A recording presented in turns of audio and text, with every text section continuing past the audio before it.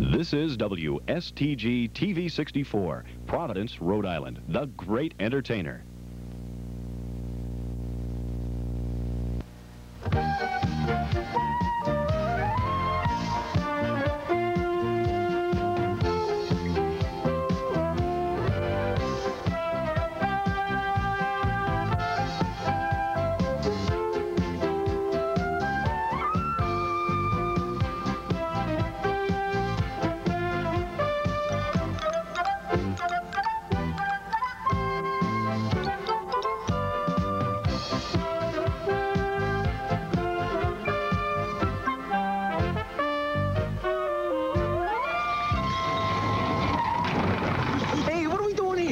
Well, we can't go see Uncle Mike looking like this.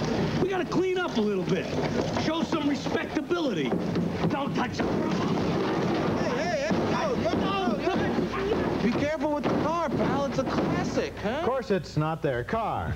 Danny DeVito and Joe Piscopo are a couple of low-grade mobsters who become hit targets for the mafia in Wise Guys, one of the 4 new movies we'll be reviewing this week. I'm Roger Ebert, film critic of the Chicago Sun-Times. And I'm Gene Sisco, film critic of the Chicago Tribune. In addition to Wise Guys, we'll also review the true-life crime thriller At Close Range, starring Sean Penn and Christopher Walken. Also, on a lighter note, a musical documentary about 2 old blues musicians, one known as Louie Bluey. But first, Roger begins with a sword and sorcery adventure. I thought we were through with that kind of picture, Raj. Based on this movie, Gene, I think we are. Our first movie is named Legend, and it tells the story of a battle between the forces of light and the forces of darkness, and a struggle for the control of the magical unicorns who hold the key to this ancient conflict. It is about a brave, handsome young hero and a plucky, beautiful young heroine, and about an evil monster who lives in the fires below and schemes to destroy both of them. In other words, this is one more high-tech, prehistoric teenage special effects movie. Here's a scene where the 2 young lovers, played by Tom Cruise and Mia Sara, glimpse one of the rare unicorns in a forest clearing. You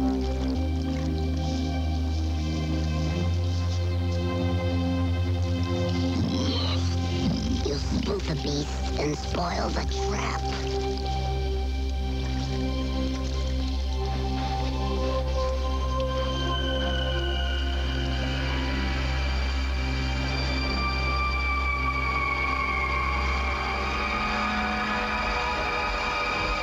This shall be just as sweet as pie.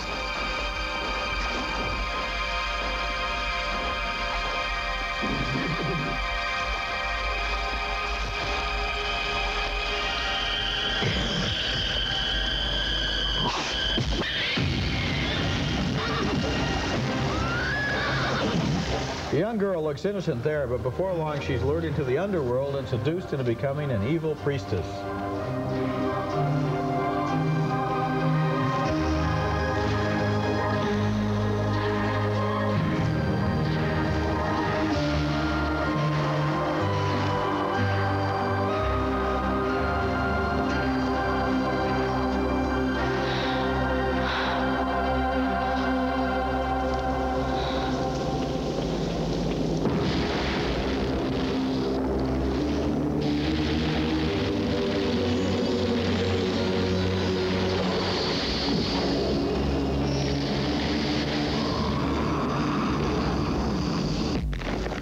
Tom Cruise ventures into the cavern of darkness to rescue his girlfriend and is locked in a battle to the death with one of the evil warriors.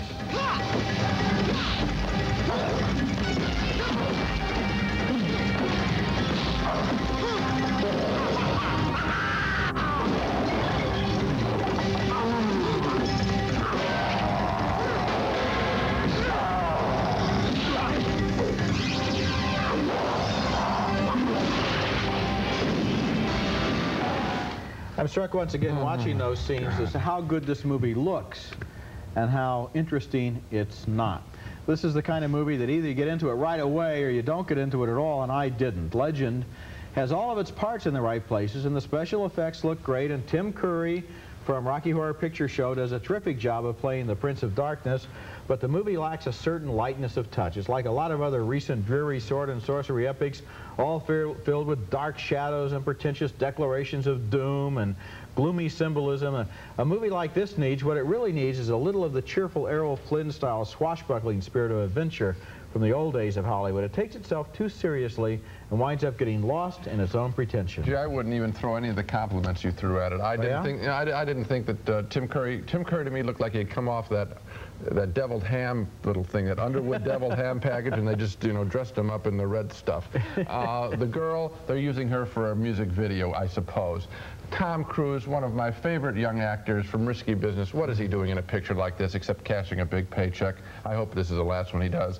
This genre has been beaten to death. To me, Roger, I thought what you were going to say at the end of that last clip is, doesn't it all look the same? Doesn't it all blend together? Haven't we seen 20 hours of molten lava and rocks and creatures and all this stuff? It bores me to tears. They've lost it. There's no excitement. The first time, maybe, this is dead meat. Yeah, well, that's my whole point. The first time, maybe, this would have seemed better to you because it is a good-looking movie. It's directed by Ridley Scott, the man who made Alien, and it does have, you've got to admit, it has a level of technical competence to it. They've put a lot of interesting work into what's on the screen. Roger, they just haven't made it into a story that anybody wants to watch, Roger, or that anybody would ever care about. You know what that is? To me, that's just money. Give somebody $15 million or whatever this picture costs, and anybody can do that. Yeah, no achievement. They gave $15 million to the folks who may return to Oz, and they didn't do this well.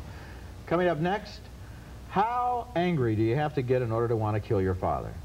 I were to give you a car. That don't mean nothing. I gotta see something in you. I gotta see you got something right here. Frito-Lay has a new flavored Lay's brand potato chip. It's called jalapeno and cheddar. Thanks. It's a special blend of spicy jalapeno pepper. What she said, and mellow cheddar cheese flavors on an irresistible Lay's potato chip. Okay, I think I got it now. Try it. Lay's jalapeno and cheddar. Very good. Think so? Really? I thought it could have had a little more. No other chip can say it. No one can eat just one. What are you talking about? Ed's Plumbing. For clogs at their worst. Oh, it's for you. Liquid Plumber is the plumber to call first. No other drain opener cuts through standing water to clear out tough hair clogs better than Liquid Plumber. Elmer's Plumbing. For hair clogs at their worst. For you. It's for you. Hey, Ma! It's Elmer, yeah. Huh? He's out to lunch. Liquid Plumber is the plumber to call first. There's a brand new club in town, Wendy's new Chicken Club. And Wendy's doesn't serve just any chicken in this club. Only pure, boneless breast of chicken with sizzling strips of bacon, cool iceberg lettuce, fresh tomato, all jazzed up with mayo. Consider this an invitation to Wendy's Chicken Club. This club's not for chickens. It's for people only. Oh, too bad. Hi, Ernie. Hi, Ernie. Hey, you're a cookie. A brand new Keebler cookie named E.L. Fudge. That's E as in everybody, L as in loves, fudge. Pleased to meet you. Rich, buttery shortbread cookies shaped like an elf, then dipped in smooth, creamy fudge. Everybody's gonna love E.L. Fudge. I never met an elf at cookie I didn't like. That's E as in everybody, L as in loves, fudge. New E.L. Fudge cookies from Keebler. You'll love them. Our next film, At Close Range, is going to be one of the year's most controversial, if anyone goes to see it. It's so violent that many people will stay away. What they will miss are two very fine performances in the service of a story that was pretty worthless to me.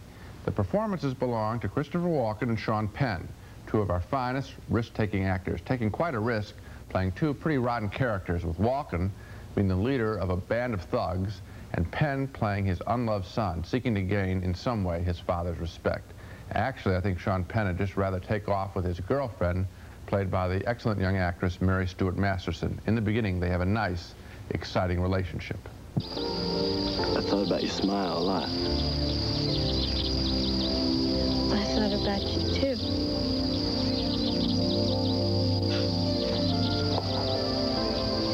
Jill says your last name's Whitewood? Yeah. Your father's got kind of a rep. Well, yeah. Don't believe everything you hear. I gotta go. Wait a minute. Jill didn't give me your number or anything. 555-6239. 555-6239. Yeah, okay. Wait, don't go. I gotta go.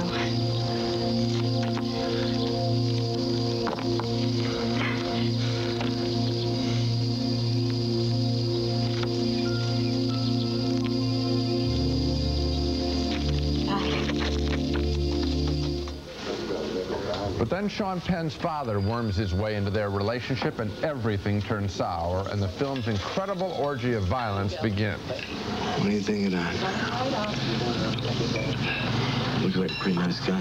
It's $350 retail.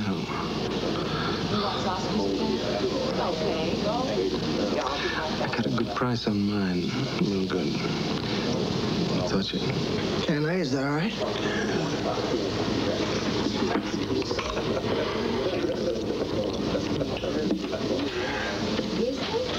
Like it?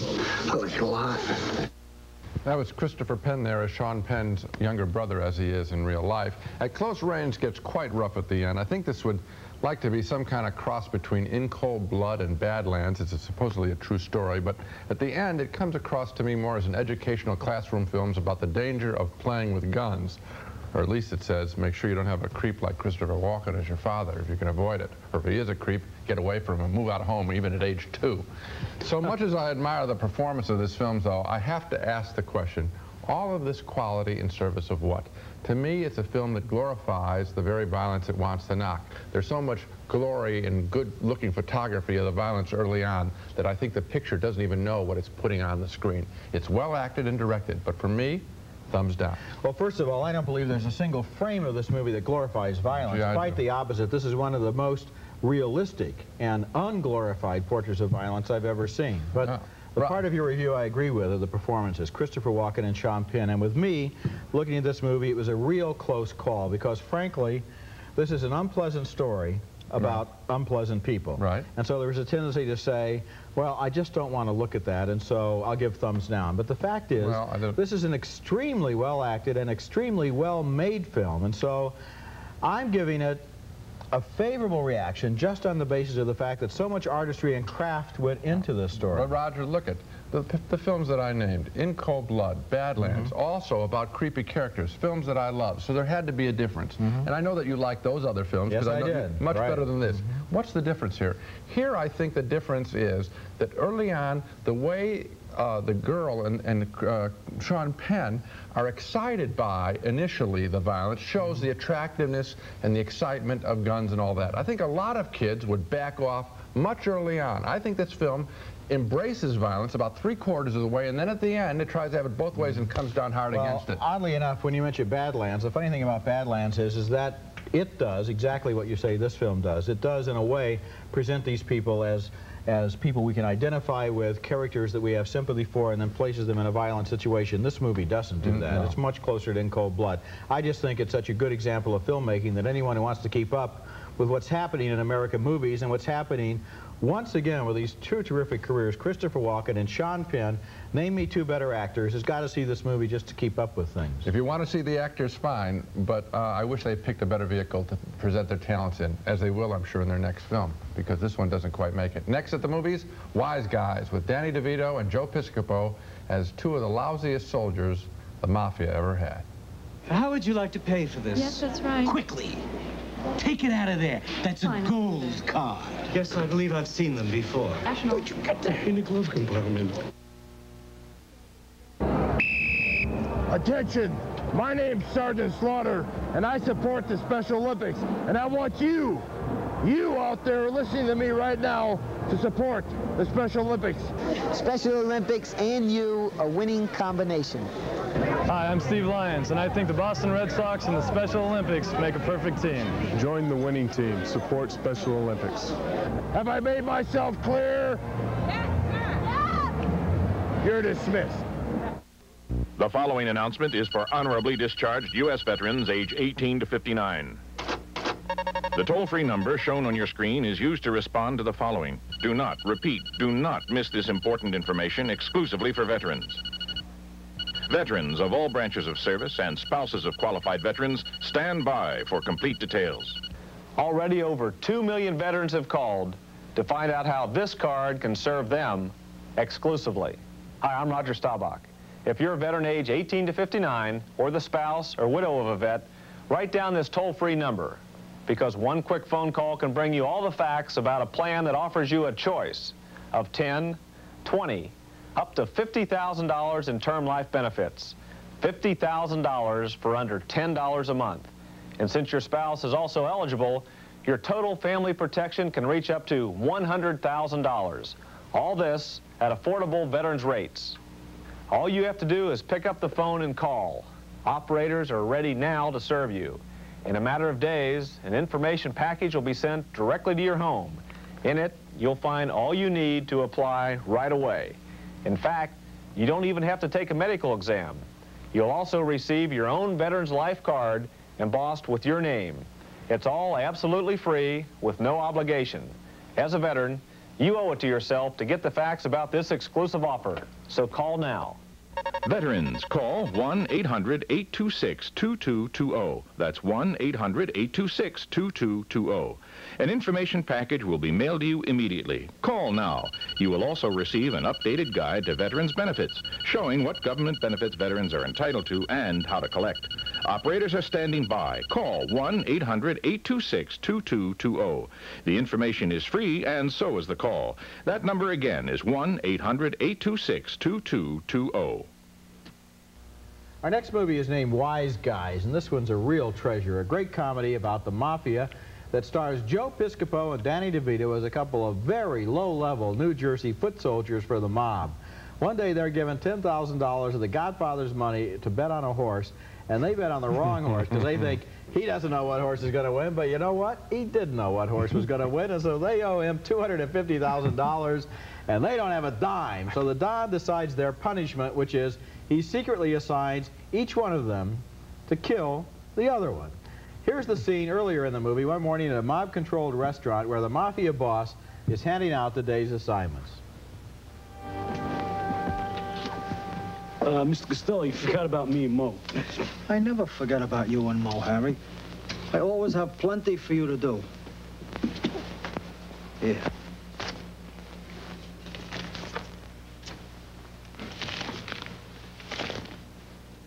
This is your grocery list and your dry cleaning.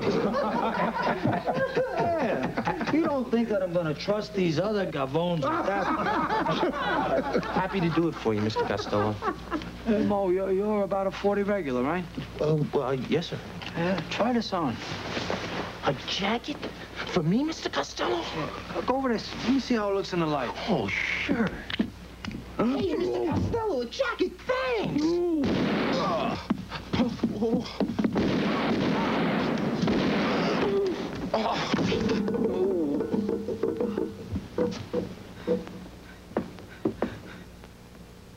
Wow. The jacket actually is bulletproof. That giant guy that you saw there with the horrible red or maroon sport coat is the enforcer for the mob, and later on the boss puts him on the case of these two guys after they've stolen his $250,000. So they are desperate. They know there's no place to turn, and so DeVito gets on the phone and pretends to be talking to his uncle in Atlantic City, an uncle who is a powerful mobster who, if he were alive, might be able to save their lives. Ringing now. The ringing now. Going up. 3. One more. Hi. Aunt Sadie, it's Harry Valentini, your nephew from Newark. Guess what? We're coming to Atlantic City. What's up? What's up? I see something else. Aunt Sadie's Uncle Mike there. I'd like to speak with him, please. She's getting Uncle Mike. What I call her? Uncle Mike. Hi. Wonderful. Listen, Uncle Mike, I'm coming down to Atlantic City. Me and Mo Dickstein. What? He said to say hello. Let me say hello. No, hold on. Wise Guys is a movie with one big laugh after another, and yet the thing that really holds this movie together, and you could see it there, is the genuine relationship between those two guys, between Mo and Harry, between Piscopo and DeVito. They like each other, and they stick together, and they try to fumble their way out of this mess, and they're neighbors, and probably the worst street in New Jersey. And they are surrounded, well, I'm sure that very nice people live there, but the side that they live on looks pretty bad. You're in trouble now, And they are surrounded, the people across the street are great, and they are surrounded by a movie full of some of the best character actors in the business. The big surprise for me in Wise Guys, incidentally, was Danny DeVito. I've liked him before, but he has never been better than this time, and this shows what he can do in a way that I think will be used in other movies now. Wise Guys was directed by Brian De Palma, who specializes in thrillers and crime movies, and he made Scarface and Dressed to Kill among his serious films. This is his first comedy in a long time, and it is a good, laugh-out-loud comedy. I don't even think that's strong enough. It's a great laugh-out-loud comedy, and I'm going to have a tough time at the end of the year deciding which film I laughed out loud the longest, Down and Out in Beverly Hills, this one, or Hannah and Her Sisters. I mean, this is really a riotous film, fabulous. DeVito, in his starring role, he's not supporting people now like in Romancing the Stone. He's absolutely terrific. There's a performance that you referred to, but I want to give credit to. The guy in the big red coat, I think he makes this movie work just as much as the two stars. That's played by a wrestler, a former wrestler, Captain Lou Albano. He plays the fix. Plays this movie at a volume pitch that if I actually started to use it, I'd blow out every TV set that's watching us. I mean, it's a screaming performance that is hilarious. This movie, I don't know how this director, Brian De Palma, did it. He starts out at this level and keeps it funny and intense. It's just spectacular. Well, one of the things he did, just to repeat myself, is he fills the movie with great performances. We could go down the list and start. And the thing is, each actor is able to make his little character or his corner of the movie into a three-dimensional person, a presence here, so that these are people who are interacting with each other instead of, as is so often the case in crime movies, simply stereotypes or simply one-dimensional. Or vehicles for setting up a physical stunt. There aren't physical stunts here. They're people running into each other, not cars. That's right. There are a couple of lines in this movie. Now, one that I don't want to give it. I will. Don't. They talk about. You mentioned that the guy's name is the Fixer. He's known as the Fixer. At one point, they said, "What will Mrs. Fixer think?" And I laughed for about 4 minutes at that point. Coming up next, the story of another couple of colorful characters, not mobsters, but old-time jazz musicians. I'd hate to wake up anywhere and see that. If you're going to be an artist, paint something that looks like something at least you can relate to. Or it's just like something that jumped out of the Twilight Zone. I don't believe this book. Jock Suey Kellogg's cornflakes. No pages, huh? Yeah. Larry Bird eats them. The Larry Bird? Are the Celtics? And Jimmy Connors? Eric Dickerson? How about Joe Montana? My man. Richard Gossage. Goose. It may surprise you who's eating cornflakes. Joe Montana. But not why. Great taste and solid nutrition. Make them a real breakfast winner. Herschel Walker. Fuzzy Zeller. Somebody pass the milk. How about those Kellogg's cornflakes now? Hi, I'm Bob Vila. Millions of you have watched my home repair show on TV. If you've been putting off those home repairs and improvements you were planning, I've got something to show you. As you can see, I'm in the middle of laying a tile floor here in the bathroom. What I wanted to show you is a book that takes you through a project like this step by step. It's called Kitchens and Bathrooms, and it's part of the Time Life Books Home Repair and Improvement series. What I'm about to do is outlined in the chapter on ceramic tile, right here on page 26. First, you roll up the sheet so that the bottom side is facing outwards. Then apply the mastic with a trowel, and then lay the sheet gently into place and roll it out smoothly. If I'm going too fast for you, don't worry. It's all in the book, Kitchens and Bathrooms, step by step. Now let's go to the kitchen. What I'm doing here is reorganizing a cabinet to make better use of the space. I've removed the shelving and put in utility drawers. And on this side, I put in a sliding panel for a pot rack. And over here, I'm just putting the finishing touches on an additional storage panel. Now I'll be able to get to my pots, and they won't get in the way. It only looks tough until you know where to look. Now let's go check out the den. See this bookcase? Well, I built it myself with this book at my side. Each volume of Home Repair and Improvement gives you all the tricks of the trades. Call now and you'll start receiving these helpful books, one about every other month. Keep only those you want, cancel anytime. With your first book, Kitchens and Bathrooms, you'll also get this 12-foot Stanley tape measure free with your purchase. The Time Life Books Home Repair and Improvement series comes in handy in this house. It'll come in handy in yours, too. Well, I've got to go finish that bathroom tile. See you later.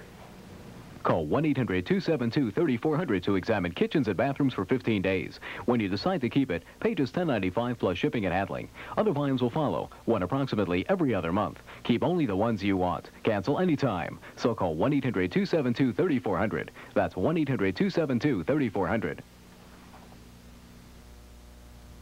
Our next film is called Louie Bluey, a slim but affectionate documentary tribute to two old bluesmen, Howard Armstrong and Ted Bogan. Armstrong is nicknamed Louie Bluey, and here he is performing.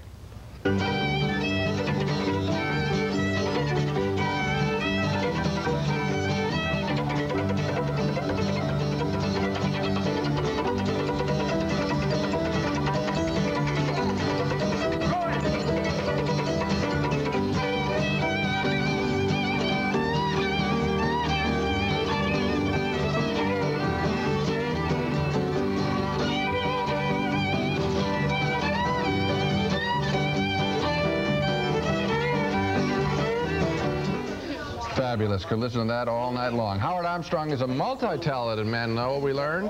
He also has created over his lifetime some amazing folk art drawings. What? To get my brushes, I pulled the hairs out of a cat's tail and put them in a quill, you know, goose quill, and made me a brush. There wasn't a cat in that neighborhood like me. Then the first time that I saw it rain on some crepe paper, it solved my problem. I saw that dye running out of the paper, you know, in the rain. All colors, you know. And then I got me some scraps of crepe paper and squeezed it out in a bottle.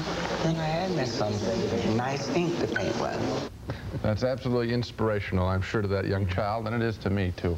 Louie Bluey didn't set me afire, but it did remind me of our nation's great jazz heritage, and I was absolutely hooked by those drawings as much as the music. I did want to meet this Howard Armstrong. He seemed like a fabulous man, and I finally did. And you know what? He's almost as interesting in person as he is on that film. And I mean that as a compliment, because his performance quality, as you can see there, is absolutely terrific. This is a guy you want to know, and the film lets you get to know him. He is a fabulous person, and we didn't really see Ted Bogan there, who is his partner, but he is interesting in his own way. He's kind of the deadpan partner. They've got this relationship that's been going, I think, for 60 years. And I want to tell you something about this film. Every once in a while in life, you walk into a situation and you look at it and you say, I wish I were a film director because this is a movie. And I want to tell you something. 16 years ago, right here in Chicago, at the Earl of Old Town, the famous folk music club, I went in there and I saw Martin Bogan and the Armstrongs, which is the original name of this group. Right. And I went back every Monday night for a year and a half, and I kept saying, there's a film here, there's a film here. And then I went to see this movie, Louie Bluey, and I didn't even know who it was about. And it started, and it was Howard Armstrong, and I thought, somebody has finally got this guy down on film, this fabulous American original person. You and I have talked about this before. We have both shown a preferences in the films that we kind of would want to make of documentaries. And we know that the real stuff is what all the fiction people are trying to find. That's right. And the real stuff is out there. And a documentary, I know, I do the same thing. I'd find somebody and make a film about them like that, too. Howard Armstrong and Ted Bogan, two real originals. Now let's take another look at the movies we reviewed this week. We both voted thumbs down on Legend, the ambitious but top-heavy adventure fantasy with Tom Cruise. A real disappointment. A split decision, though, on At Close Range. Gene thought it was an exercise in pointless violence, but we were both impressed by the performances of Sean Penn and Christopher Walken, and I vote thumbs up. Two great big thumbs up, though, for Wise Guys, the very funny new mafia comedy starring Danny DeVito and Joe Piscopo.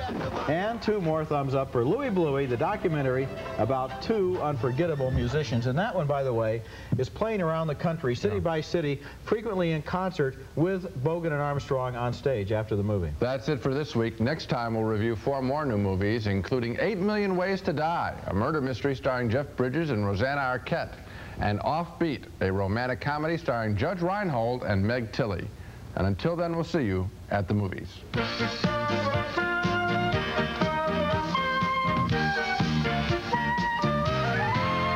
Raisinets and Goobers are playing everywhere, starring plump, juicy raisins and great golden peanuts. Both now feature creamy Nestle milk chocolate. The exclusive Maytag full-size stacked washer and dryer with computer touch controls. It fits almost anywhere. It's from Maytag, the dependability people. Curel moisturizing lotion. Most women agree, Curel ends dry skin.